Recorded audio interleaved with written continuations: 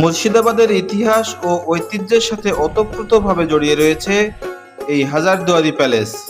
British শাসনামলের স্থাপত্য শিল্পের অন্যতম নিদর্শন হাজারদুয়ারি প্যালেস।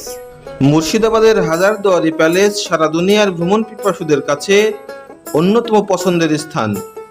আপনাকে দেখতে হলে আসতে হবে মুর্শিদাবাদের ভাগীরথী নদীর পাড়ে লালবাগ এলাকায়। হাজারদুয়ারি চত্বরে প্রবেশ করার জন্য প্রথমে আপনাকে টিকিট কেটে নিতে হবে। জন প্রতি খরচ পড়বে 25 টাকা। গাইড নিলে বাড়তি আপনাকে গুনতে হবে 100 টাকা। মুর্শিদাবাদের ভাগীরথী নদীর তীরে অবস্থিত হাজারদুয়ারি প্যালেস বাংলার অন্যতম ঐতিহাসিক এবং স্থাপত্য শিল্পের এক অনন্য নিদর্শন। এই প্রাসাদের ইতিহাস মূলত 19 শতকের নবাবী আমলের জাঁকজমক ও ব্রিটিশ প্রভাবের সংমিশ্রণ। 1829 সালে এই প্রাসাদের ভিত্তিপ্রস্তর স্থাপন করা হয় এবং 1837 সালে এর নির্মাণ কাজ শেষ হয়। নবাব নাজিম হুমায়ুন জাহের রাজত্বকালে এটি নির্মিত হয়েছিল। ডানকান ম্যাকলিওড নামক একজন ব্রিটিশ ইঞ্জিনিয়ার এই প্রাসাদের নকশা তৈরি করেছিলেন। এই প্রাসাদের নাম হাজারদুয়ারি হওয়ার কারণ এতে 1000টি দরজা রয়েছে। তবে মজার বিষয় হলো এই 1000টি দরজার মধ্যে 900টি দরজা আসল এবং বাকি 100টি নকল। মূলত নিরাপত্তার খাতিরে এবং প্রাসাদে কেউ লুকিয়ে থাকলে তাকে বিভ্রান্ত করতেই এই নকশা করা হয়েছিল। প্রাসাদটি গ্রিক স্থাপত্য শৈলী অনুসরণ করে তৈরি করা হয়েছে। এটি 3 তলা এবং এর আয়তন বিশাল। বর্তমানে হাজারদুয়ারি একটি বিশালাকার জাদুঘর, যেখানে নবাবী আমলের বিভিন্ন জিনিস সংরক্ষিত আছে। এখানে নবাবদের ব্যবহৃত তলোয়ার, বর্ম এবং নাদির শাহর শিরস্ত্রাণ সহ প্রায় 2700টি অস্ত্র রয়েছে।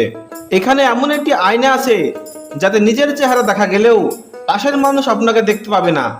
এটিও নিরাপত্তার একটি অংশ ছিল। এখানে অত্যন্ত বিরল কিছু পাণ্ডুলিপি এবং পবিত্র কোরআনের দুষ্প্রাপ্য সংগ্রহ রয়েছে। প্রাসাদের দেওয়ালে বিভিন্ন নবাব এবং ব্রিটিশ কর্মকর্তাদের তৈলচিত্র সংরক্ষিত আছে। হাজারদুয়ারি শুধু একটি ভবন নয়, এর চারপাশের চত্বরে আরও কিছু গুরুত্বপূর্ণ স্থাপনা রয়েছে। প্রাসাদের ঠিক উত্তর দিকে অবস্থিত ভারতের অন্যতম বড় ইমামবাড়া। ইমামবাড়া এবং প্রাসাদের মাঝখানে রক্ষিত একটি বিশাল কামান।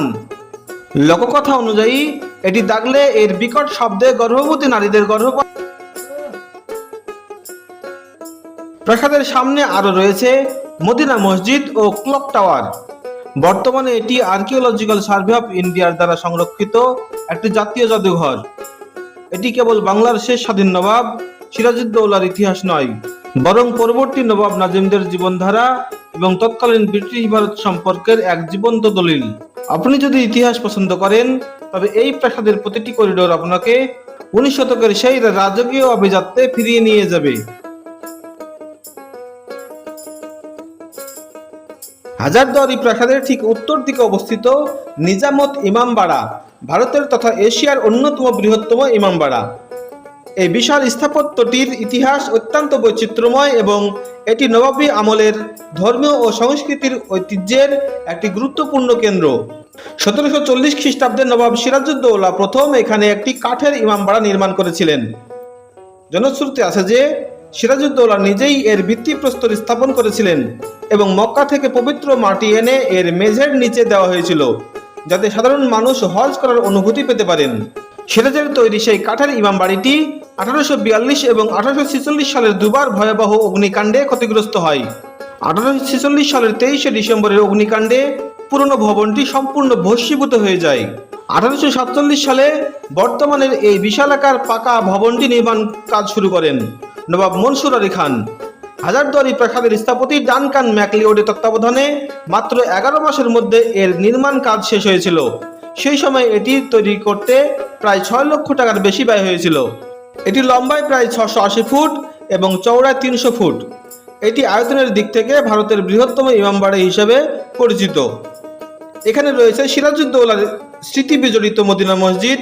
এটি পুরনো ইমামবাড়ার একমাত্র অংশ যা অগ্নিকাণ্ড থেকে রক্ষা পেয়েছিল।